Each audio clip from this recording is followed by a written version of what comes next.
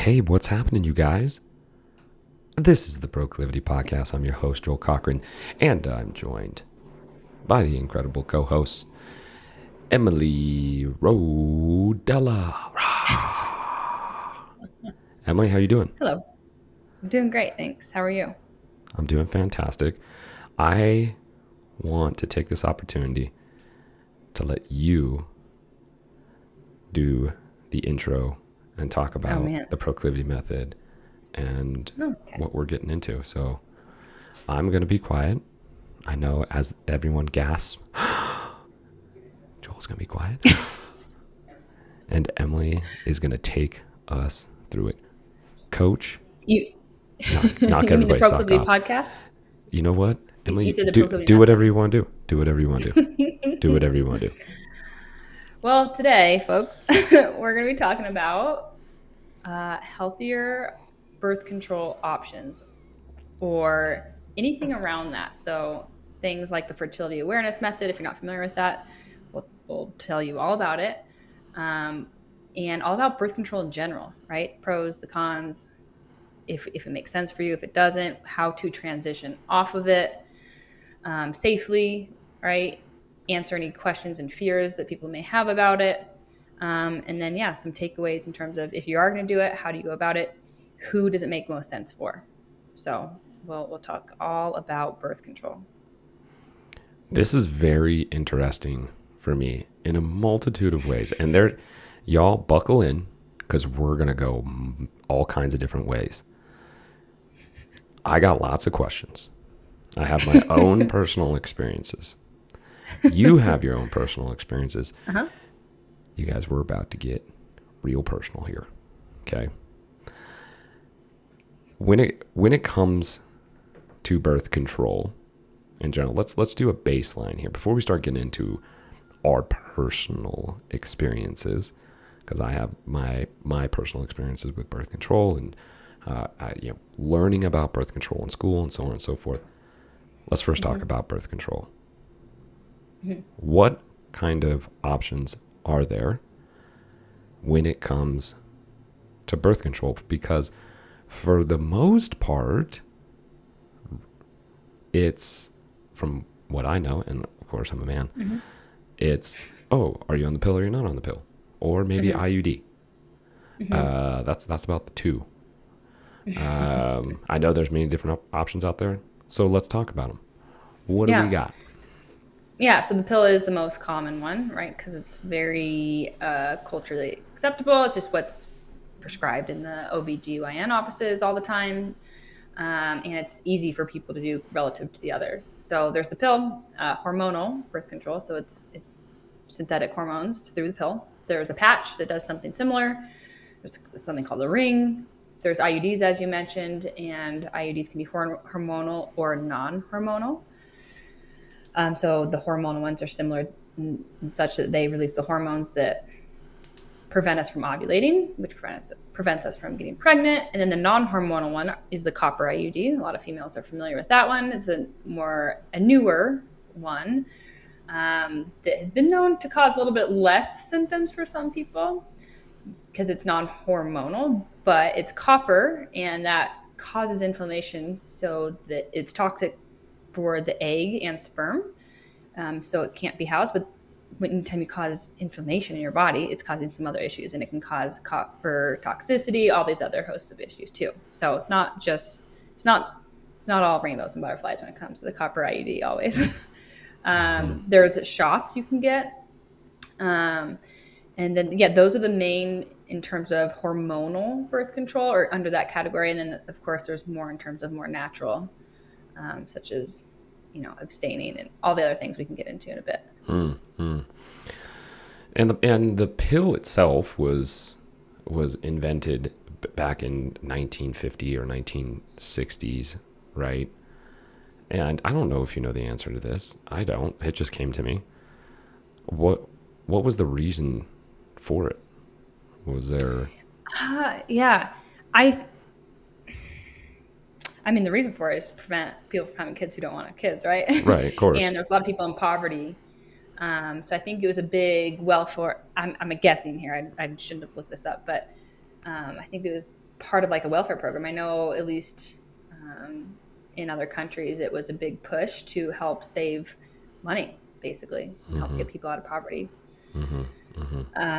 But yeah, again, that was like, they didn't know anything about what we know today from it. Right. Because kids are expensive. Yeah. They're expensive. And mentally and financially. mentally and financially, 100%. And so the pill came out, and when they first came out with the pill, the levels of estrogen, right, were like relatively high. Like the hormones itself, the pill itself, was relatively high in comparison to it is today. Oh yeah, they were probably like way overdosing, and they probably adjusted since then. And yeah, it's anytime you have it, that's a big problem with a lot of hormone things in general, whether we're getting them synthetically or in imbalance in our own bodies. A big one is estrogen dominance. So yeah, I wouldn't be surprised. And too much estrogen does what to the body? A lot of things. A cascade of events. Yeah, like moodiness, foggy brain, cramps. It's the whole list of like PMS basically can be anywhere on that spectrum. It's different for everyone. But anything when you think of hormonal imbalance, that's usually what it's from. Right. Heat, the night sweats, all those things. Yeah.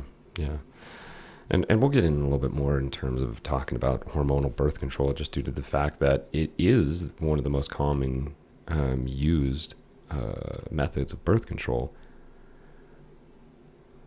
And you know me, I always like asking a question.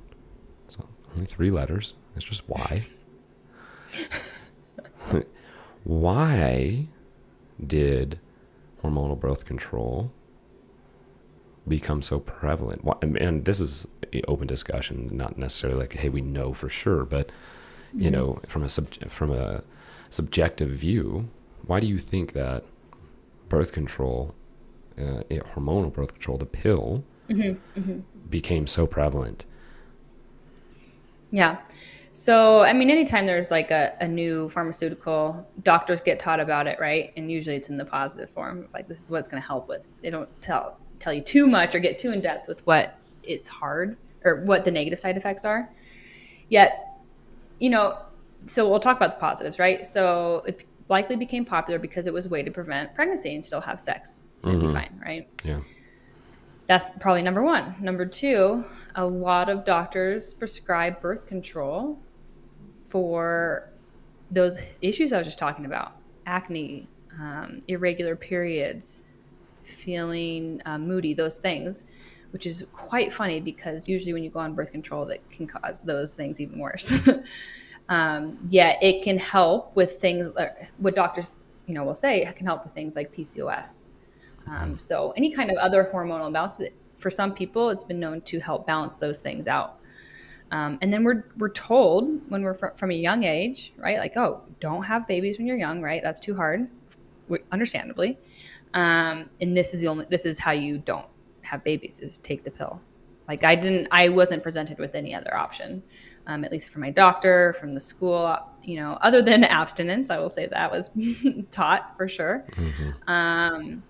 Yeah, at that age, that's a hard concept to grasp. And so, yeah, I would say those benefits of not getting pregnant, it can help with other side effects. So I think the stat is 60% of women taking hormonal birth control, it's for symptoms, not just to prevent pregnancy. Wow. And then it's a culturally acceptable thing to do. That's what we're told from our doctor. Yeah. And that's the piece and part, right? In terms of, my personal experience is when we start getting taught about sex, right? Sex ed. And in sex ed, at least when I went through it, right, back in the 90s, that it was really black and white. Okay? Hey, the best thing to do is just don't have sex. Right? But if you are going to, make sure that you wear a condom, or Mm-hmm. some type of birth control. And Right. from what I knew is, hey, are you on the pill? Right? Mm-hmm. Are we on the pill? And it creates this mindset, I believe, at least for me, I'm going to personally talk for me, is like sex is black and white. It's like good or bad, right? Toss in a little bit of religion or personal experiences or what your family thinks or your mom or dad thinks. And all of a sudden, you're really on your own when it comes to sex, experimenting with sex, your birth control, all these different aspects.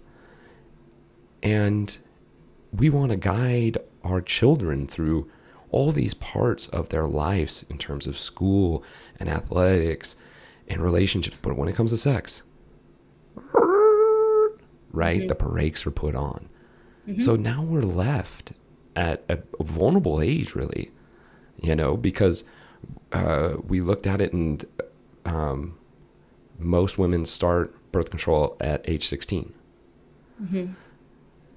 You're at age 16, hormones are going crazy, and you're all by yourself when you're thinking about, birth control and my option with birth control Mm-hmm. and sex, and what sex is.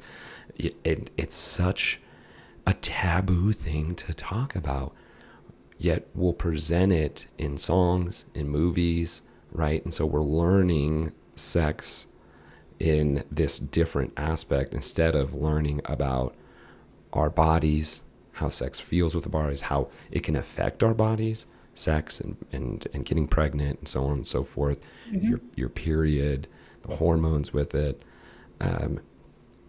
I personally feel there could be a better way in terms of being able to talk about sex, birth control, and so on and so Mm-hmm. forth. Do you Mm-hmm. agree? Do you disagree? This is Yeah. coming from a man, right? A man's perspective. Yet I'm interested in your thoughts. Oh, 100%. It's the same way I think about nutrition education in school too, right? Like our parents are doing the best of what they thought they were doing at the time. So when they were feeding us chicken nuggets or whatever it is and being like, oh, that's protein, like it's good. Not realizing because they just didn't know, right? Same thing. They're like, I don't want my child to have a child early. So I want to protect them and, direct them to the pill or whatever it is. So I get it 100%. And so what it comes down to is more education and a more emphasis on that inner, whether it be school system, whether it be parenting, all of the above, right? Yeah, I think all of the above. Definitely from our parents' point of view, but they first have to be educated, right? Well, and they have to be comfortable with their sexuality, right? With the decisions they made in terms of having their kids, because maybe they had their kids. Who knows, guys? Maybe you were an oopsie, right? But they don't really want to tell you that you were an oopsie. Oh, no, you were planned and loved and so much. Like, no, I was hot and heavy. All I saw was white, right? I didn't know, right? I had a few too many whiskey shots that night. Come on, but people are resonating. Let me ask you this: your experience, twofold, your experience with learning about sex and birth control. I can't imagine, like, at what point when you're like, oh, I'm starting to have my period. I'm now a sophomore, junior in high school, or even earlier. I'm interested in men, right? What point do you just got like, did you go up to your mom like, hey, so, did your mom take you to the doctor? Like, how did that work? Yeah, I had some friends who that they had a good relationship where they did that with their mom. Or yeah, my mom definitely took me to have an annual review, right? And then I could talk about it with the doctor. I would say that's probably most people's approach, at least from my experience and my friends, is talking about it with the doctor. So it didn't have to be this weird, potentially awkward situation with your parents. I talked about it a lot with my friends, and that's where I got most of my information was just, what are you guys doing? Right? And a lot of times in the beginning, it was like using the plan B, right? You're like, oh, I'm scared. I don't know what to do.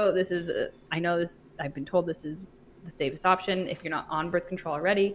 And then usually by the time you have like a more serious boyfriend or you're just wanting to, right, be more consistent with what you're doing, then that's when girls are like, oh, let's look into this. And then they talk about it in their friend group, or like I said, with their doctor. That was most common in my situation. I'm sure, again, there's some daughters who have great relationships with their moms and talk about it. That was not my case. Well, yet again, that's my point. How interesting is that, in that our parents want to have such communication with us in so many different aspects, but sexuality is such a taboo topic, particularly talking to your kids about it is like, oh, you know, you even said like that, you know, have that awkward situation with your mom in the room, you know. Well, yeah, it's both ways.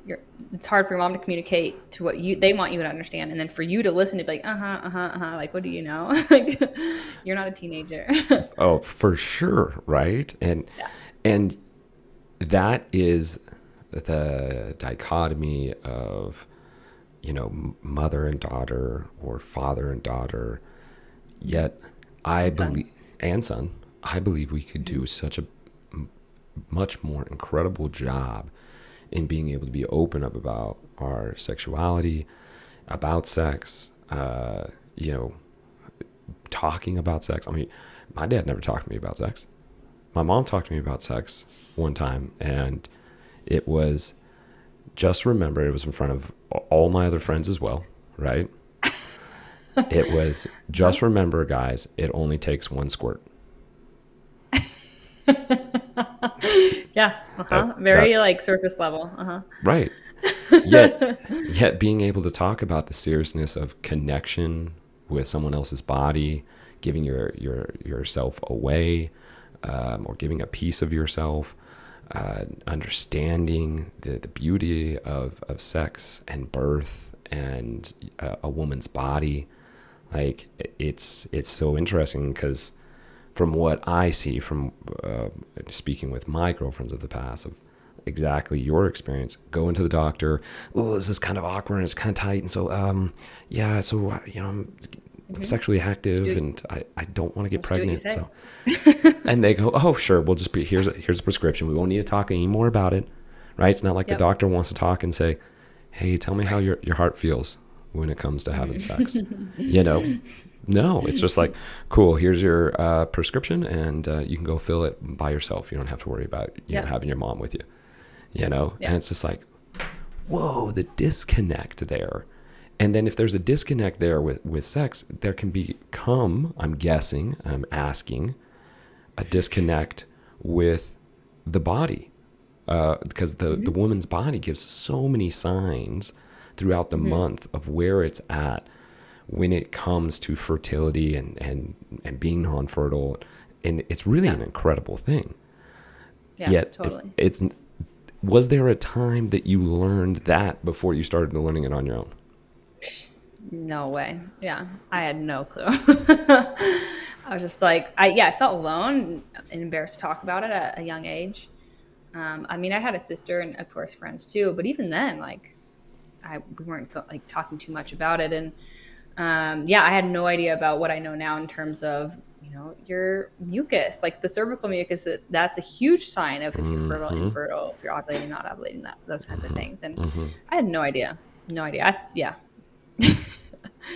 I don't even remember learning about that part. Maybe it was like talked about once in like 5th grade, but I'm like, you're too young. It's hard to grasp at that moment too, because you don't know, you haven't been through it yet. Right. So I'm glad that we touched on that, because that was one thing I really want to touch on, right? And I behoove and encourage anyone who is listening to not only be in touch with your own sexuality, but the sexuality with your partners, to be open about sexuality with your friends, and to be open about sexuality even with your parents. Sex is not a demonizing thing. It is something that we should honor and be very careful of, particularly because there's a lot to it, right? Emotionally, spiritually, so on and so forth. So we're not advocating one way or the other. You should have sex, you shouldn't have sex. What we're saying is that being able to communicate about sex and birth control is really important. Yeah, it's same like in nutrition, just being aware of how you react to different things. How is your body reacting at different times of the month to different, responses, triggers, all those things. It's the same idea, right? We should have that same awareness there, both female and male. I totally agree. I totally agree. So to touch on a little bit more of hormonal, we're going to focus, guys, on hormonal birth control, just because we know a lot of people are on it. Now the IUD can also be hormonal, right? If it's not the copper. Correct. Okay. And then there's injections or implants that are hormonal. Yeah, there's like shots that can do similar things. Got you. Yep. So all of these things are, we're putting external hormones into us, right? And you touched on it a little bit. What are the benefits of hormonal birth control? What are the drawbacks of hormonal birth control?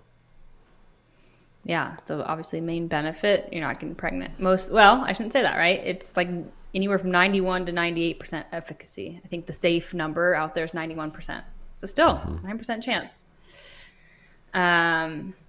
One other positive from a handful of people, very small amount of people, it may be able to decrease certain symptoms, right? Like PMS symptoms.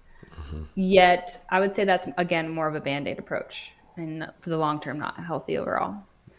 So in peace of mind, right? If you're like stressing, like, oh, am I going to get pregnant, right? That might be an extra one.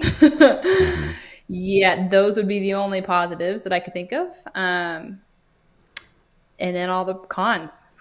Where do I start? So hormonal birth control, as you mentioned, it's synthetic hormones coming from an outside source, and it's literally stopping the female's body from ovulating, doing its normal cycle, its normal thing, and having the normal rises and drops of hormones. It's keeping them high at all times, so it's tricking your body into thinking it's pregnant in this weird way, so you don't have these normal fluctuations. And so that starts to mess with your body. And oh man, there's so many things. So I'll just literally go down the list of symptoms it could Let's cause. do it. Yeah. So brain fog. So mentally, I hear a lot of people be like, oh, I'm just so moody. I'm so stressed. I like get triggered so easily. You could have skin issues, loss of hair, constipation, trouble losing weight. That's a big one we hear, right? Increased risk of cancer and autoimmune diseases. That I'm fairly positive that's what happened to me. I was diagnosed with 2 different autoimmune diseases in my early 20s. As you mentioned before, estrogen dominance, meaning way too much estrogen. Increase of oxidative stress. That's one people might not realize. Increased inflammation overall. Because this is, again, stuff coming in from the outside your body's not meant to have. Depression, that's a big one. Very big one. Again, goes along with the moodiness. Other ones that people may not realize too, pain with sex or low libido. Like that's very common. And then it depletes you. Yeah. And then it depletes you. So then going back to what you said before about like not being in tune with your body, then that gives you that, in my head, I'm like, wow, that would give, including myself, a false sense of how your body reacts to that experience. And for me, I was on birth control for like 11 years, and a majority of my clients, same, like 10, 15, 20 years. And then you're not having this like great experience with sex, and then you move on, you just don't know any different. Like no wonder it's not a pleasurable thing for you. So it's sad, right? And then lastly, it depletes you of a ton of nutrients. So the main ones being A, C, E, zinc, magnesium. CoQ10 it's a big one that helps with that brain health. And that's one that I recommend for sure people be supplementing with if you are on hormonal birth control. And then it depletes you of folate, selenium. These are the things that you really need to be at high operating levels when you want to become pregnant. So if you're thinking about being pregnant eventually, like you're depleting yourself of all these key nutrients that is going to help for the most healthy pregnancy, right? So, and then again, there's more things. So one of my topics that I love to talk about, gut health, it disrupts your gut microbiome. And we know if your gut health isn't on, it affects everything else because you're not absorbing the proper nutrients. You're likely getting some kind of bacterial or yeast overgrowth or imbalance. And then you are feeling like crap. You're bloated. All the things that leads to eventually gut permeability, which leads to autoimmune issues, other metabolic diseases. So it's unfortunate, but it literally can lead to all of these things. Okay. I'm so glad that it's a lot. I'm so glad that I'm here to learn. You're telling me, right? I'm just going to be I look at evidence, right? Here at Proclivity, one of the things that we focus on is being able to find evidence, because we tend to build false evidence against ourselves, and we create this improper identity, which makes it hard for us to change the habits that we want to change. It's not just as simple, guys, as being, oh, I just got to change the habit. Oh, I got to get back on track. You using that type of language in general already is a red sign that you have a false identity, right? I got to get back on track. What? You got to get back to where you were. No, you can't go backwards, right? That doesn't make any dang sense. Yet, I digress. We're talking about evidence here. What I heard you say is the benefits is that you don't get pregnant. Okay, cool. We covered the benefits. The drawbacks is that you have a low sex drive. Wait a second. Anyone out there who's in their 20s or 30s who on a low sex drive, raise your hand. Said not a single hand go up. Okay. There can be weight gain, cancer, GI distress. It could affect you from being able to get pregnant when you want to get pregnant, depression, acne. What the F word is going on here? Yeah. So with that, the evidence shows that this is not healthy for us. Plus, the biggest one, which has been huge in talking to you about this disconnect from our body. We're all about in Proclivity being able to connect to our bodies. We believe in mind, heart, stomach connection, being able to know how your mind can affect the way your body feels. And if we're disconnected from our reproduction, a key source for women of being able to know basically when you have your superpowers. It's when you get in tune, you know when you can max out. You know when you might be more creative throughout the month than you would at different times. Like women, let me rephrase this. What I've heard is that from society is that being a woman or emotions can be bad. And I'm looking at it like, no, y'all have superpowers. Right? And when you know when to use the superpower, it's incredible. But if you don't know the tool and how to use it, then of course it's going to be like, man, this seems like just too much, Yeah. And so with all of these drawbacks, why are women taking hormonal birth control? Yeah, it's fairly simple. One, like we mentioned before, it's the doctor saying this is the solution. Again, if you are close to PCOS, if you have any of those PMS issues, oh, this will fix those. Oh, okay. If you don't know any different, like great, that'll fix that pain, that potential, illness or issue. Okay, you don't know any different. And obviously, stopping pregnancy and people not knowing the other options.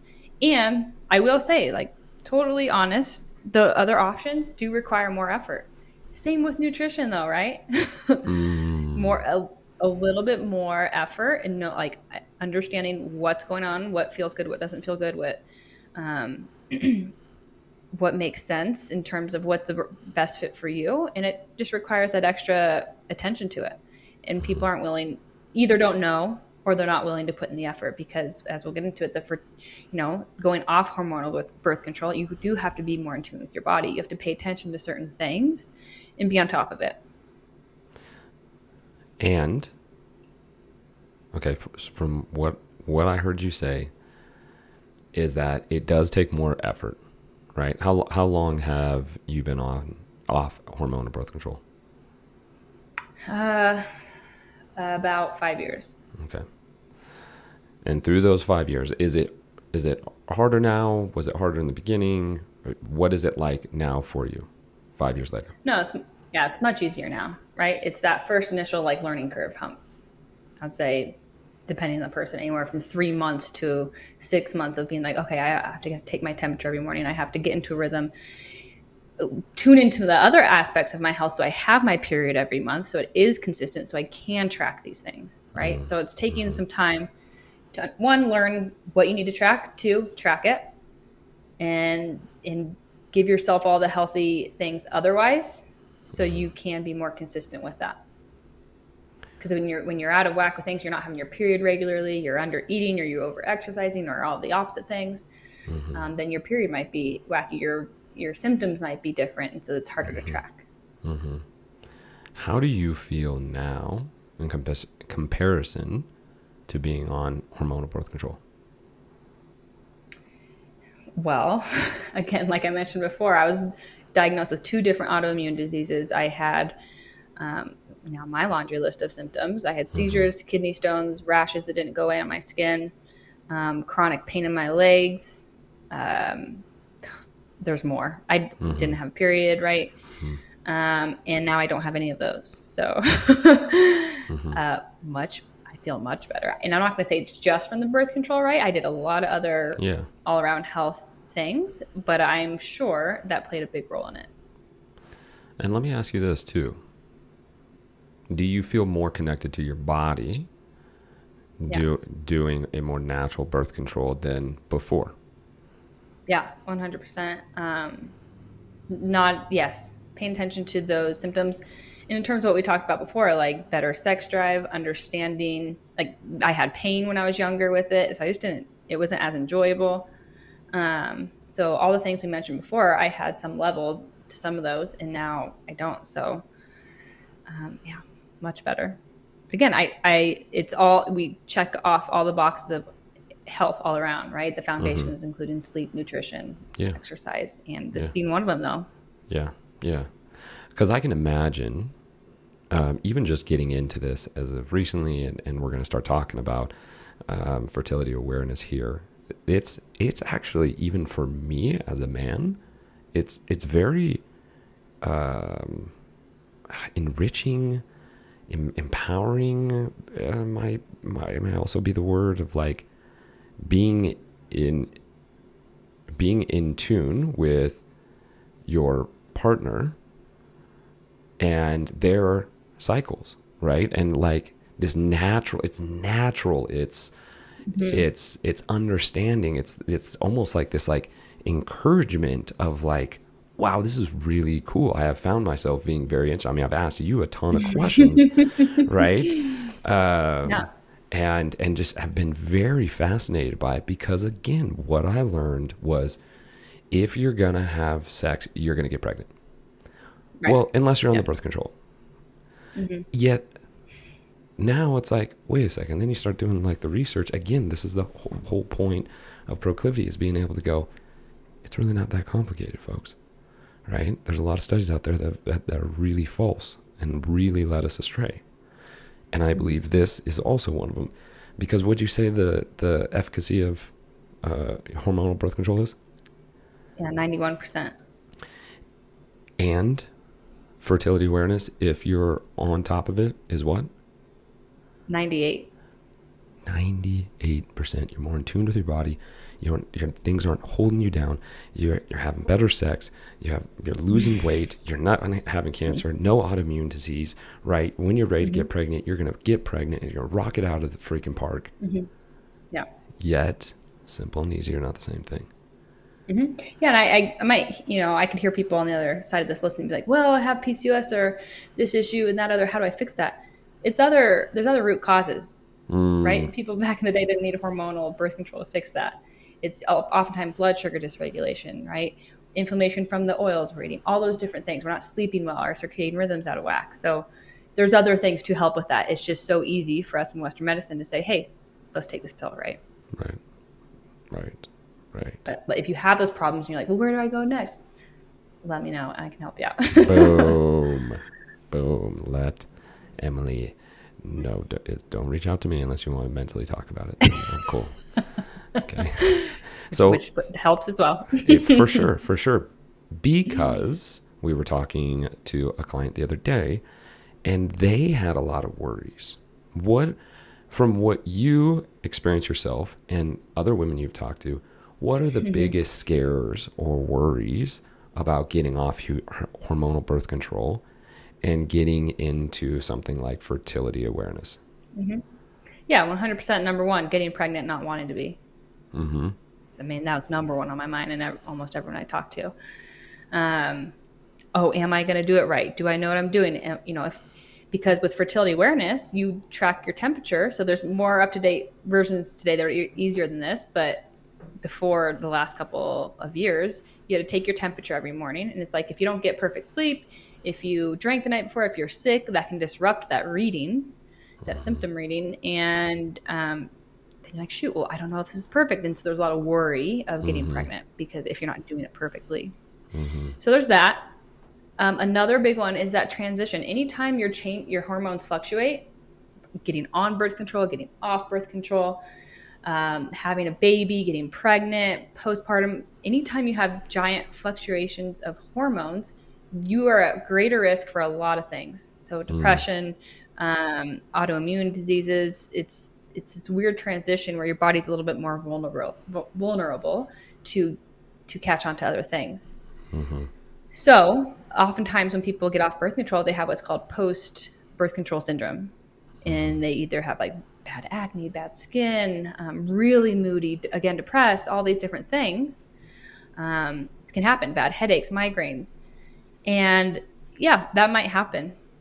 Yet go back to what are your long-term goals and outcomes, right? And there are ways to go about making those less extreme. So that's number two is, okay, like when I get off birth control, how is my body going to react? Because our body's lacking and all of a sudden the outside source gets stopped and it's like, whoa, I need to recalibrate. And that takes some time, anywhere from 3 months to a year. And for some other people, even longer. So those are the top two for sure. Yeah. Not knowing what's going to happen. And those fears, right? We talk about fears and proclivity, right? The what ifs. What if I, get depressed like I was when I was 16? Well, we're painting that picture already. So whether you're on hormonal birth control or not, yes, is that going to have a more of effect? Yes. Yet, if you're already painting it with your picture, you're creating the gloom and doom right out the gate. Right. You're going to create a bigger barrier from moving away from hormonal birth control into a more natural birth control method. Right. Because, and another one I mentioned, which is a big one, is weight gain. That's common. Again, your body's trying to recalibrate. It doesn't trust itself. It doesn't feel safe because it's confused. And so you might have weight gain. And a lot of people, honestly speaking, don't want that, right? Yeah. Yet again, for me, thinking long-term health, that's where my brain always goes. Right. How do I want to be long-term, optimally, living longer, healthy, happy, being able to move with my grandchildren, great-grandchildren, all those things. Yep. You have to go through this process, right? So it's a matter of, like you said, okay, I might have some symptoms arise. Yeah, I can get through this and I'm going to get support where I can. Yep. And it'll be temporary. Yeah. Makes a big difference. It's again, folks, sometimes you got to let go of that old identity. Actually, I retract. Most of the time, you're going to have to let go of that old identity, the things you've always told yourself, right? Oh, you know me, I'm just, fill in the blank. Who told you that? Who told you that you're just a busy bee? You're just a wound up clock. You're just crazy. Who told you that? That's an identity you created. Being able to separate ourselves and create the new identity is vital. And sometimes, most of the time, we're going to have to take a step back. we're going to have to slow things down, and we're going to have to go, oh, so every morning I'm going to have to take my temperature, huh? That's really simple, you guys. Actually, that's really simple. We're not asking you to figure out an equation. We're asking you to take your temperature, right? Oh, you're going to have to look at your vaginal fluids. Wow. Yeah. All right, there you go, my guy. Yeah, you got it. Right? I appreciate that effort. Right? It's quite simple, right? Yeah. Just paying attention. Just paying attention. So we've now covered that there's a lot of side effects to hormonal birth control. Its efficacy actually isn't as great as we think it is. And there's another way that's 98% effective. So it takes away that first one, right? Of, oh, I'm going to get pregnant. If you're doing it correctly and you're in tune with your body, right? So we're actually going, no, we're decreasing your chances of getting pregnant by getting off hormonal birth control from what the studies show. Okay, guys? Yeah, percentage-wise. Yeah, percentage-wise, we're not doctors here. So let's move on to a more natural birth control method. What are some different forms of natural birth control? And what is the form that you do and that we suggest? Yeah. So I'll read through the options and then I'll get into it. So there's, of course, abstinence, just not partaking. The pull-out method, right? So right before the guy ejaculates, you just pull out. Make sure you do that on time. Wearing a condom, right? That's even lower percentages than what we're talking about in terms of tracking your cycle. There's ovulation testing strips. So you pee on them. It can tell you if you're in ovulation or not. And then having some education around that of like, okay, a couple of days around that, be extra careful. And then the fertility awareness method is what I follow in that 98% that we're talking about. And so that's tracking your basal body temperature every morning. I started out that way. Now that's why I got the Oura Ring, because it tracks that for me. And it just synced up with Natural Cycles, the fertility tracking app, and they connect to each other, and you input your cervical mucus, what it's looking like at, each day. You put in your symptoms. It takes the temperature from your Oura Ring and it puts it all together in a formula and figures out, oh, you're fertile today. Oh, you're not fertile today. And it'll give you an accurate reading. And it may take, 2, 3, 4 months to get that accurate readings. There might be a period where you might want to practice abstinence for a while. Good time to get to know your own body, right? So, and going into that more, it's getting to understanding how your hormones ebb and flow when you're actually able to get pregnant, because it's a small window, 5-6 days, but in the 30-day window, say, that you can actually get pregnant. And so there are times where you can, if and you're in a certain stage, then you have no worries about it. And then when you're in a certain stage, okay, I'm more cautious. Either I'm not having sex at this time, I am using some of these other methods, a pull-out method, using a condom, whatever else. So you can use all those methods into one, really. Yet that is what I do and have been doing again for almost 5 years. And I've gotten pregnant once, but that was when I knew it was a possibility. And I have a beautiful baby boy. So not to say, it's the option for everyone, but that is what I'd recommend for optimal health long-term. How come? Why? Because your body's natural way of being, right? With the hormonal birth control, any of the other options, there are risks, like major ones. Whether you realize it or not, whether you feel it right now or not, it's going to be 10 years, 15, 20, 30 years down the road. There's a study like you're 30 or 40% more likely to have insulin resistance or pre-diabetes or diabetes when you go into menopause if you've been on birth control for only 6 months at any point in your life. Wow. And I'm sure there's many others, because again, it increases your risk of cancer and all these other things. So you might just not make the connection of being like, oh, did birth control really cause that? We don't know 100% for sure, other than in these studies, right, of the correlations. And yet we know it causes these nutrient depletions. We know it causes oxidative stress. We know those things lead to those things too. So Right. it's just really stacking the odds against you when you're doing this. It's so interesting to me, right? Because I mean, we get it quite often, right? When we're working with women anywhere, I mean, honestly, anywhere in from like the 30s to 60s of hormones. Well, my hormones are off. I'm seeing a hormone specialist, a hormone doctor, a hormone, right?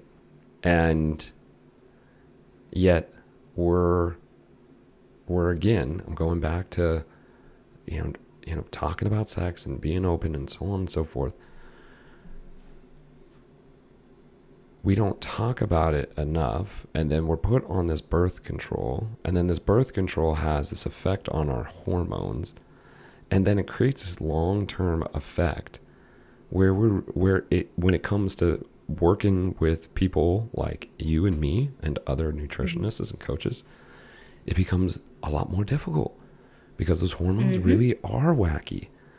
Right? Add in stress, add in lack of sleep, add in, you know, refined foods, add in, you know, fears and stories from the past. No wonder most people are in a state of obesity or type 2 diabetes or some type of metabolic disease. Wild to me. So let me ask you this. On your personal experience, how did you get into fertility awareness, and how do we suggest people getting off hormonal birth control and on to fertility awareness? Yeah, I started by educating myself. I read a good, really all-encompassing book. It's called The Fertility Awareness Method. It's a book. It's like a giant textbook, yet very informative and gives you the confidence, like, oh, okay, I know how to track my cycle now. I know what's going on. There's that. There is one called Beyond the Pill, and there's another one that I'm blanking. It's in my bookcase back here. I'm blanking on the name, but there are a couple of really good books out there, and we can put them in the show notes, of educating yourself on how your body works and the timing and how to track your cycle. And then you don't have to get the Oura Ring, right? If you can't afford an Oura Ring in the Natural Cycles app, you can get literally just the cheapest way, a cheap thermometer. Take your temperature every morning, track it, and use the method they teach you in the books, and you can even Google it. You can Google how to track your cycle. Pen and paper on an Excel spreadsheet, however you want to do it.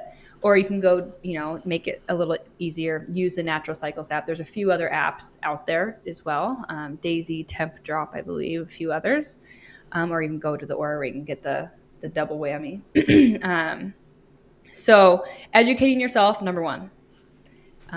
Some way to take your temperature, some way to track your other symptoms of cervical fluids, and potentially you can even do the test strips, whatever level you feel most confidence with. But I would start with that education piece of how do I track my cycle. Number two, because we talked about transitioning from the pill off, that can be a hard, thing on your body. So you can start taking certain nutrients. The pill, we know that the pill depletes. Start taking those and start regulating as much of anything else you can otherwise. So getting your body really in sync with your circadian rhythm, supporting your liver, because your liver gets hit hard with birth control. So more fiber, less chemicals. Look at your beauty products, look at your cleaning products, look at what you use in your house. Managing stress is huge, right? We know stress causes so many things in all different sorts of forms, but making sure you're paying attention to how can I lower my stress and manage it effectively. And then lastly, eating enough food, getting enough sleep and rest, having a balance there, moving your body, because that helps detoxify your liver as well. But also on the other end, am I getting enough rest and enough sleep? Am I in a good circadian rhythm? All those things are going to stack the odds in your favor to have less of those post-birth control symptoms. So what you're saying is everyone should do the proclivity method, and then... In all seriousness, yes, because it's gonna make things the most easy in terms of transition. And it's a 3-month program. Just saying, guys. That's true. Girls, excuse me, ladies, women. Just a good idea.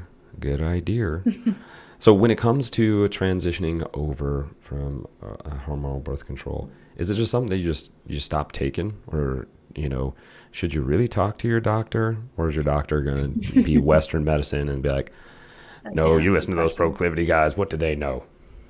Yeah, that's why I recommend really educating yourself first, because a lot of doctors, I've heard it from my own doctors in the past, and lots of clients of their doctor been, what? Like, no, stay on birth control. Especially postpartum moms, they go to their 6-week appointment. The doctor's like, one of their main questions is, "Oh, want to start birth control again?" So, have what your goals are in mind, your questions, Mm-hmm. your knowledge, so you can go in there and be like, "Okay, this is what my goal is. What do you suggest?" Because some might say, "Oh, taper off of it in some fancy way," or "Yeah, we'll just stop it," or you have a certain time where you stop it within the month, right? Yeah. And so I would personally ask my doctor about it. Who knows what they're going to say, because everyone's different. But most Western medicine doctors will be like, why? Mm-hmm. So Mm-hmm. be armed with the knowledge of being like, okay, well, these are my goals. I'm sticking to them. So thanks for your input. Moving on. But again, doing what you're comfortable with is most important. And so having that education and knowledge is key. I love it. I love it. And I want to say something, because Emily, you're so sweet. Yet, this needs to be said. Okay. Uh-oh. When it comes to having a child, it is much more expensive than buying a $400 Oura ring. Buy the Oura ring. Yes. Buy the app. Pay for the subscriptions. It is Good point. well worth it. Yep, it's like Okay. $80 for natural cycles, and yeah, maybe it's $300 to $400 for the Oura ring, depending on which one you get. I'm sure people have spent more on coffee than that. Okay. Yeah, Like, yeah, listen. or just the birth control in general. Yeah, Or the birth control in general. It's like when we tell people, like, hey, you really need to do this fish oil. Well, that fish oil is $60. I can get it at Costco for $25. What is happening here? There is a disconnect. You want to live a healthy and happy life, yet you would rather pay for the car, the house, the shoes, the clothes, the experiences, the this, the that, than go, you get one body. That's it. The shoes will be gone. The house will be gone. All of that will be gone. You get one body. so true.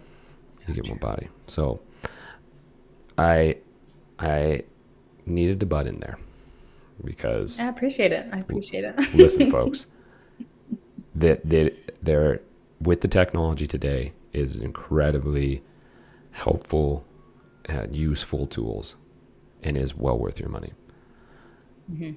So to wrap this up, where we talked a lot. We talked about, hey, our experiences with sex and birth control and getting on birth control, and the psychological, the physiological sides, how to be able to transition, the benefits of fertility awareness, the drawbacks of hormonal birth control. If somebody's sitting there and they're like, man, okay, you've thrown a lot at me. Give me a 1, 2, 3 step process. I'm ready. I'm ready to get off hormonal birth control. What are my 1, 2, 3 steps? I want you to give them very direct. This isn't, hey, it depends kind of situation. Hey, I want you to read this book first, right?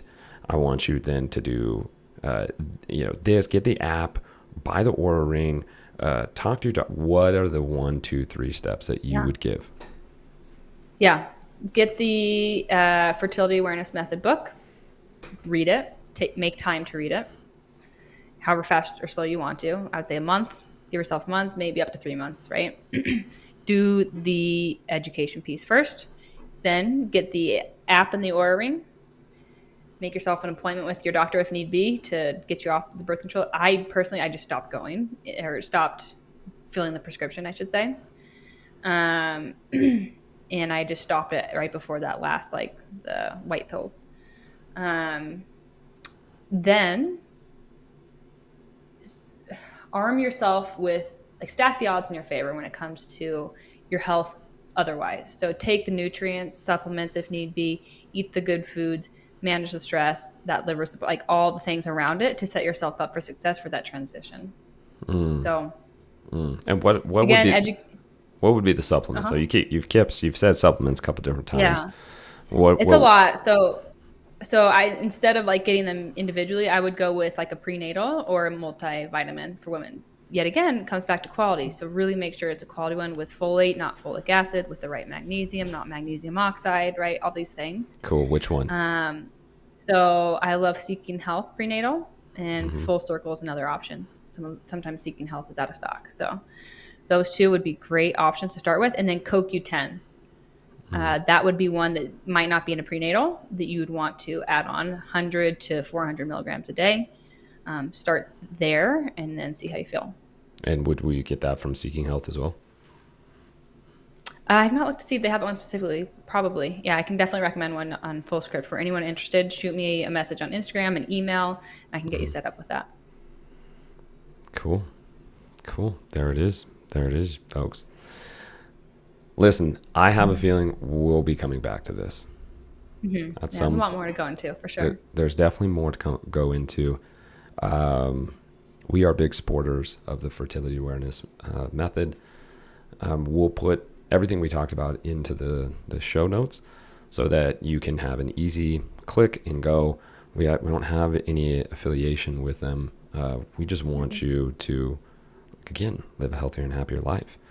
And being able to be in tune with your body is a main source of focus here at Proclivity, from mind to heart to stomach to uterus. Okay, we just went down one more level. I like it. Okay. If you are ready to take the step, if you're sitting here going like, listen, I want a healthy body. I want a happy life. I'm tired of it. I'm tired of jumping from diet to diet. I'm tired of not feeling fulfilled in my life and not having direction. I'm tired of these doubts and the self-doubt. That's what we do, guys. Go to www.proclivity.co. Book a clarity call. Even just in that clarity call, you're going to get a lot of clarity. You're going to get Emily and I, and we're going to be able to talk to you about what's going on, what we suggest. We can talk about fertility awareness. We can talk about nutrition, sleep, circadian rhythms, right? Identity. We can talk about it all. Make the move. Action begets action.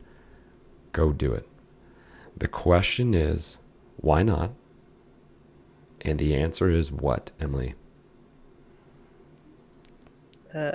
Yes. Yes. We're so good at this. If you guys have listened to our podcast, the thing is, we say it all the time. Emily just gets she gets a little caught up in stage fright. If you saw it on YouTube, right, I literally just mouthed yes, so that we got on the same page. That was fantastic. Oh my gosh. You guys, thank you so much for tuning in. Episode 81. Again, feel free to reach out to us if you have any questions. Emily, anything else? No, yeah, definitely reach out with any questions. I know it can be a scary jump for some. I've been there myself. So yeah, reach out with any questions. Be happy to help. All right, that's it, guys. I hope you enjoyed this episode. We're going to be tuning back in episode 82 next week. And until then, have the best day ever. She did it, you guys. We're all going to give her a round of applause. We got a round of applause. Have the best day ever, guys. We love you.